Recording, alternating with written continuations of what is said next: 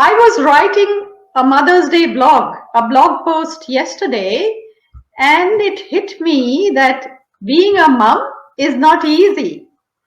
Um, we have to go through so much, and bearing a child for 9 months is only the beginning. And over the years, it can mean a lot of stress.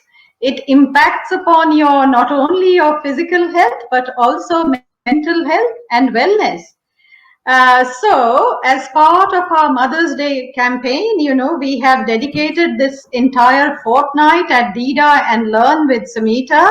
This entire fortnight is dedicated to mums like you and me, especially after 2020. I know some of you are still battling on, soldiering to give your children a normal life, keeping the family together, working from home. So, we have today with us on Learn with Samita a very special person, and she is Kelly Evans from Ecosophy Sustainable Arts. Kelly is, as I mentioned, a very special and a very talented, gifted person. She runs workshops, craft workshops, and the moment you say crafts, how I am linked to crafts. For me, it's all about crafts. And Kelly actually helps optimize mental health and wellness through crafts. Um, how wonderful is that? So I would probably hand it over to Kelly, and I'd let her explain to all of you what is it that she does. So welcome, Kelly. Welcome aboard, and it's good to have you on Learn with Samita. And if you please explain to members of Didarati, Didarati is the Dida Mail Club, all our clients, our followers, our subscribers. What is it that you do through Ecosophy Sustainable Arts? Thank you, Samita. Yes, I would love to.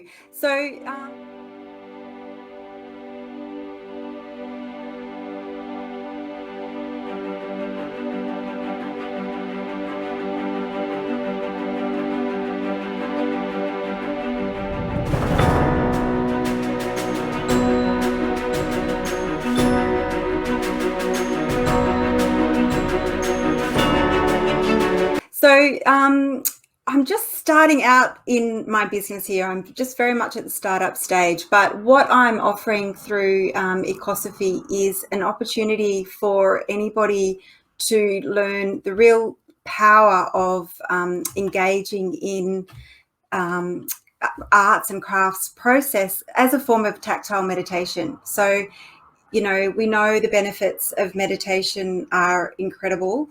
But for those of us with really busy brains or many distractions, it can be really hard to reach that, the benefits of meditation. It can be hard to control the brain. So doing simple crafts process is a tactile way it's almost a way of distracting the brain and allowing some brain rest, allowing a bit of stress reduction. And that's basically what I'm offering. So I'm mostly offering courses in fiber arts techniques. At the moment, I'm developing a program that is focusing on coiling, which is a basketry technique using raffia. But I have a whole range of different processes or different crafts and arts techniques that I'm offering. And the one thing that runs across all of my courses and all of the techniques that I'm using is they all use sustainable materials. Wonderful. So that sort of synergizes with, what we practice and what we advocate at DIDA and on Learn with Samita. We are all about sustainability, organic, eco. So there's a synergy between you and me, Kelly. But tell me, when did all of this start? Like, when did it begin? The love affair with crafts. How and when did it begin for you? Well, I grew up. Well, I am continuing to grow up in a family of artists and crafters and creatives. So it's always been around me, and it's always been a part of my life to someone's always been making something. But I guess when I was in school and when I was in my first doing my first uni degree, I was very much focused on being a high achiever and really very much focused on my studies. I didn't go down, my mum's an art teacher and my sister's an art therapist, my dad's an artist. I didn't go down that track. I was, wanting to be the high achieving academic.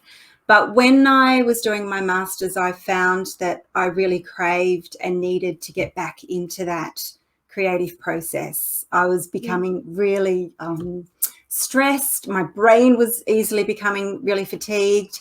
And I felt, it was then that I really found the meditative or the restorative benefit of focusing on my hands, engaging in a creative process. And what I really got into at that time was paper making, because I was really overwhelmed with the amount of paper that I was wasting, and that, my colleagues, because I was teaching at university at the same time, and I had been very inspired by the beautiful paper in Japan.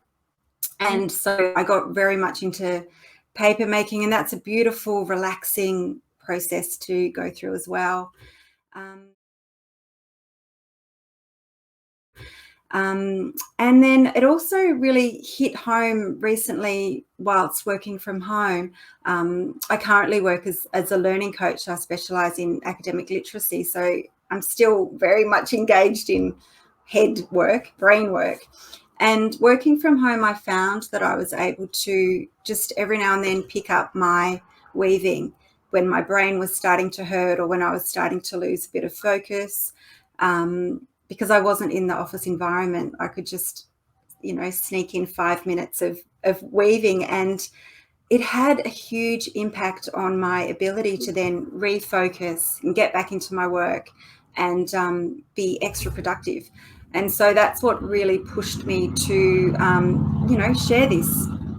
share the power of a simple tactile process.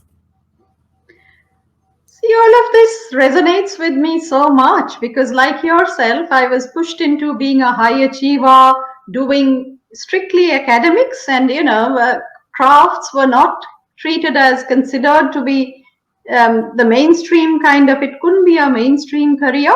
So I went and did a master's in politics, economics, etc., and then I did my second master's in fashion design because, like yourself, I had to come back to something that would, my creativity, I needed an outlet for that. Also, I think last year in 2020, the crafts have made a comeback. They had been marginalized, and now you can see, crafts like crochet, like knitting. The other day I went to Sovereign Hill and I made friends with a lady who was doing spool knitting, So the crafts are coming back, and we all realize how important it is for us to have the arts and the crafts in our lives. So tell me a little bit, how do you think, you did say that it impacts upon wellness and it makes you feel, energized and rejuvenated, but maybe you can expand on that and you can tell my audience, why do you think crafts workshops are so essential for mental health and wellness? So I'd let it come from you. Yeah, okay. I guess, first of all, I just want to clarify that I'm not an expert on mental health or wellness. I'm really very much coming from my own experience and knowing that for me, when I've, definitely it's had an impact on my cognitive fatigue when I'm working and my brain is getting overwhelmed. But I've also found that as a parent, when I become overwhelmed and, when the stress starts to build up, sitting down and giving myself some time to do some weaving or to do some stitching or whatever my project is at the time, it's good for my mental health because it's my me time. And again, it's that tactile process, that almost mindless process that relaxes my brain, because I definitely can't meditate. I cannot control brain to focus on the breath. And so I know that it is good for my mental health in that way. But I also believe that it's that being creative is so good for us. I mean, actually, there have been studies that have found a link between creativity and resilience, and creativity and problem solving. And so even making a choice between, you know, what thickness of stitch or what color to choose next or what shape, or, you know, all of those little elements of creativity do then build those other resilience and problem solving skills that we know can work towards improving our mental health. But I think the focus of my courses, or what I'm really hoping to share, is a focus on the process. So I know that, you know, we all have innate creativity. We can all benefit from our own creativity. And I think that there are a lot of people who feel that they're not creative, or say, I could never do that because I'm not creative. And so, you know, that's why I really want to share the process, and then that can stimulate the creativity. You don't have to, your end product doesn't have to be something specific. It doesn't need to look like something in particular. Exactly. It's just going through, learning the process, benefiting from the tactile meditation aspect of the process, and then allowing the creativity to emerge, and benefiting from all of this good stuff that creativity can bring.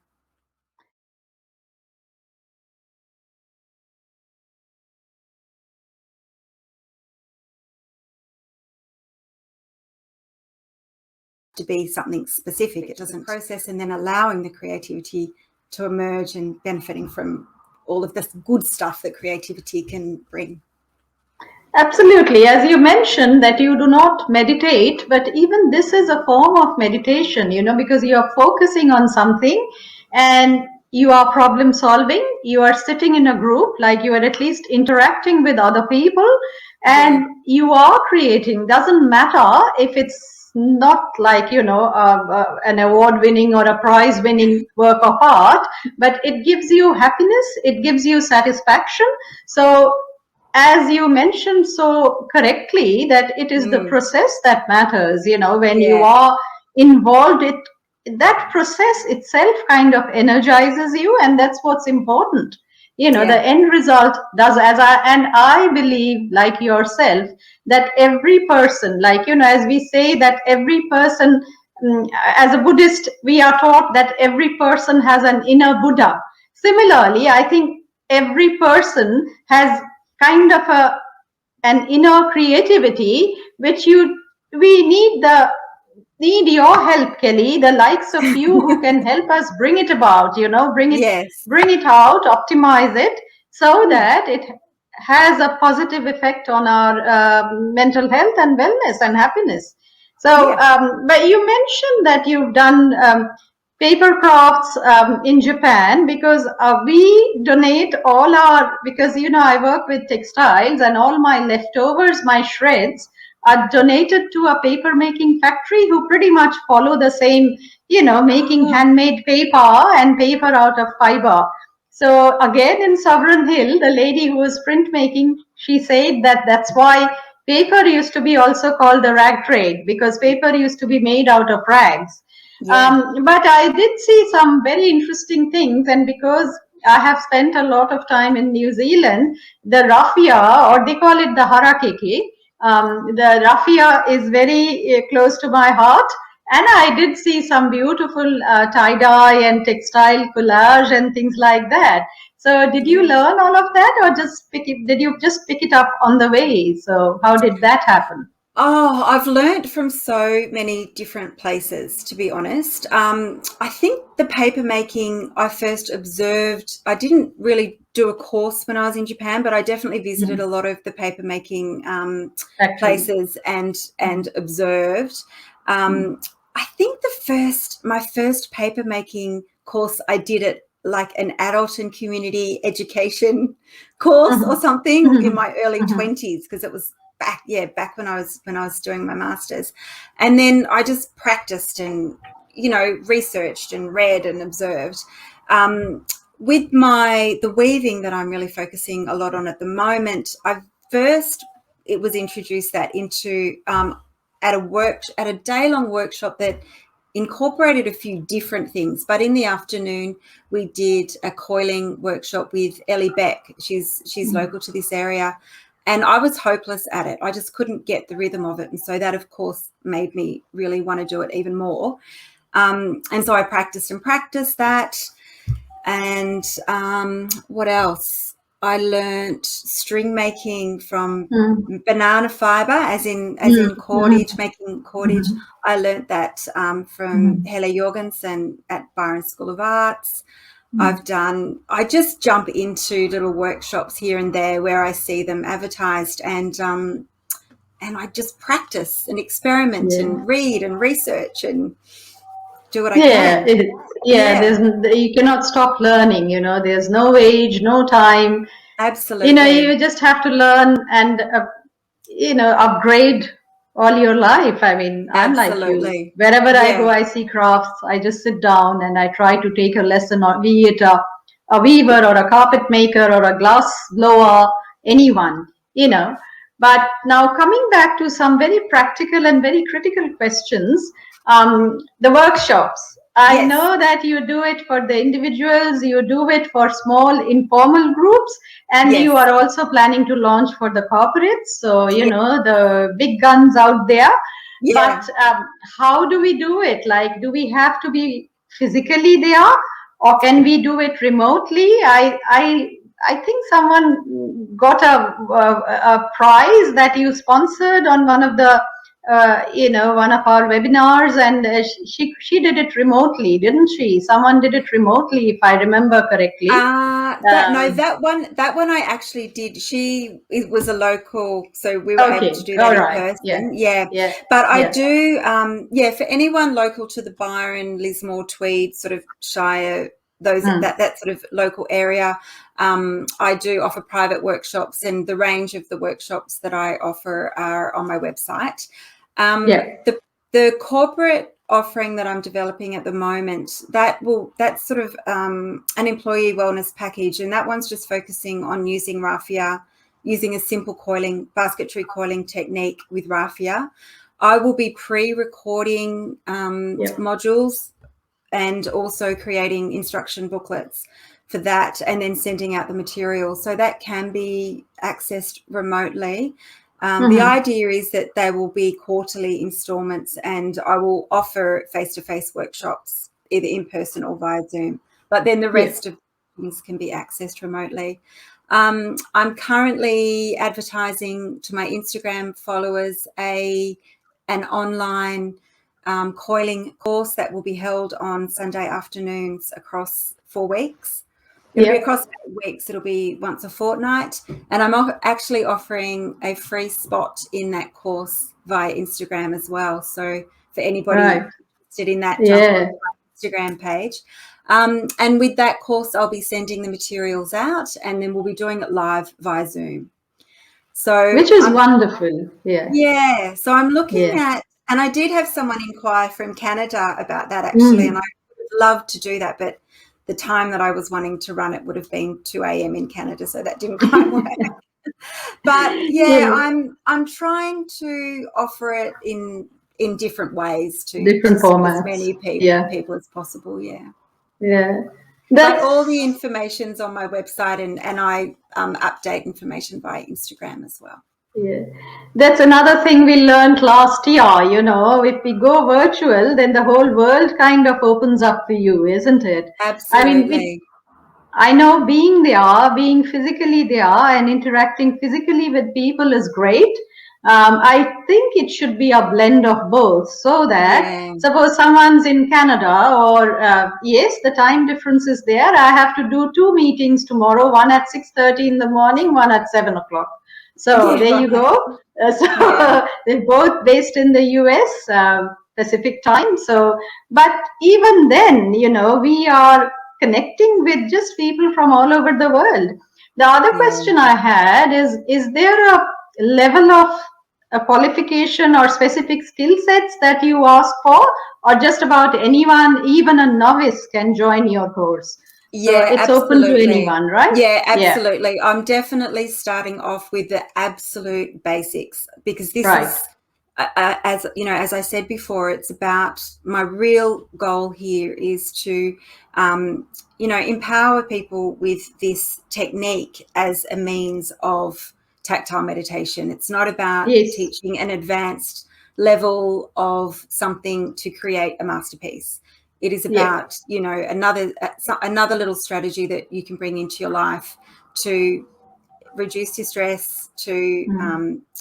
relieve that brain fog and that brain fatigue. So, Brain and freeze. and yeah, and my qualifications are in teaching. I've been teaching for 20 years, so that's really where my skills are, is being able Mm. to teach something well, Mm. and in a way that anybody can learn. So that's very much where I'll be starting, and then as I progress, I'll level up and Yeah, offer sure. offer Yeah. advanced levels. Yeah.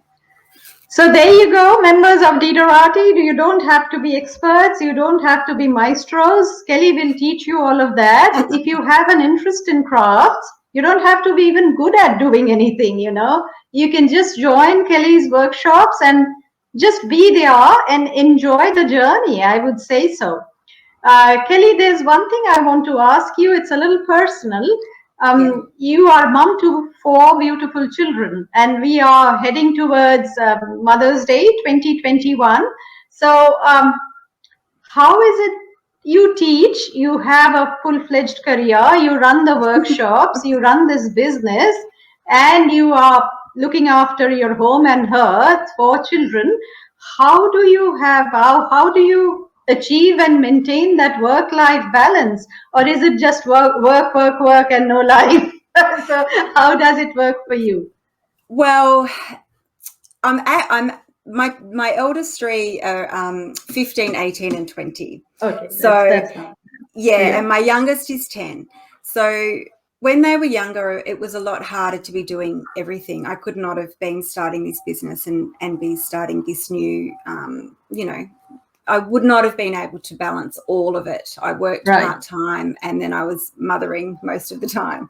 So Yes. I think that the ability to maintain that balance, it changes as our children's needs change and as our needs change and as our work changes. But I've always taught my children to be contributors and to have a Hmm. level of, their own responsibility and independent. And so that's now paying off. But Yeah. I think that what I've always done with my kids, in being able to maintain that balance, is to really prioritize my children's emotional needs. Hmm. Because if there are any, issues or problems going on, then I'm not able to function well. And so, even to be able to do this interview, I've checked in with everybody. I've made sure that everyone's okay for the next hour. I've given my youngest, or however long we're going to be talking for, Yeah. I've given my youngest some attention, make sure, he's okay. And I think that's the strategy that I've always used, is to sort of, satisfy their needs first and then let them know that I need Yeah. a bit of time. But the Yes. one other thing, and this was a lesson that took me a while to learn, was that resting is actually being productive. Hmm. And I took me a while to learn that one, but especially as I'm getting older, I'm realizing that I can't actually function when I'm depleted or when I'm Hmm. fatigued. So I think that that's really, we do have to juggle everything. We have to be operating at an optimum level as much as we can, and so that rest is really, really important. Yes, yes. So Diderati, you give yourself, it's good to have some me time. So all of us need that. And as Kelly has mentioned, and that's something I have practiced with my child, is that one has to be upfront, one has to be honest, one has to say that yes, mommy is working, and Mm. maybe co-opt them, make them part of the journey, part of the process. Because I remember when I was running my businesses and my daughter was tiny, she was maybe about 10 or 12, and she used to sit in the changing rooms in I had shops, and she and I would sit there and do her homework. So she kind of she got used to mummy working right from day one, and as a result, she's grown up, and she's a very accomplished and very strong young woman. And so I think that's similar. I mean, I kind of empathize and I agree with Kelly that, you have to be honest with your children, and you have to make them feel that they have to contribute. That's very important. Now, Kelly, I would be putting up all your links, both on Facebook and Instagram, like your website, your Instagram handle. If you have a Facebook, I think you do. I follow you on Facebook. So all of that would be on Facebook, and this video would go live, would be uploaded on YouTube within maybe tomorrow or within day after tomorrow. So in the description, all Kelly's, everything about Ecosophy Arts would be there.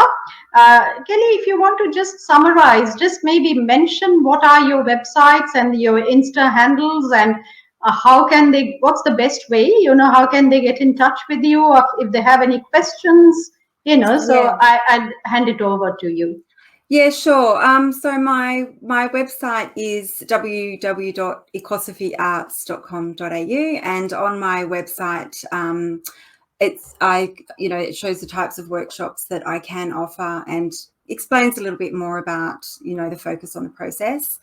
My email address and my number is available via my website as well. My Facebook, I'm working on it. I'm not really excellent at Facebook at the moment, but I'm also concentrating on using Instagram. My Instagram is ecosophy.sustainable.arts, and I'm working on LinkedIn. So probably the best way to keep an eye, to have a look at what I'm doing, is to follow me on Instagram. And as I mentioned before, I'm running a competition on Instagram at the moment, or have a look at my website. Which would be so good, maybe I would, enter the competition, and hopefully I'll win something, because I don't let go of any opportunity to learn new crafts, so even tie-dye, which I've done since a long time, I'd still love to do it. So it's once it's like an addiction. Once you are addicted to crafts, it doesn't let go of you. Yeah. Absolutely. Yeah. And so Kelly, never stop learning. Never stops. It never stops the love affair, and you never stop learning. But we've been talking for a while, and Kelly, I'm so thankful to you for coming on board, taking time out of your very busy schedule and talking to me and my members of Didarati, the Dida Mail Club, and the subscribers of Learn with Samita. And I'm sure quite a few are just about itching to join your workshops, and you would get and I will get a few inquiries, which I'll pass on to you. And I'm sure some of them would try and get in touch with you. Thank you so much, Kelly. It's been an absolute pleasure. Oh, thank you so much for having me, Samita. Thank you. It's my pleasure. Thank you, and good luck with your workshops and the course that I think you are about to launch. So yes, thank you so much. Thank you. Thanks for having me. Okay, Didarati, bye for now. Till next time. So if you like this video, don't forget to give us a thumbs up. And follow Kelly, follow myself on Learn with Samita, and subscribe and spread the word about Ecosophy Sustainable Arts, and also Dida Eco Gifts Online and Learn with Samita. Till next time, bye for now.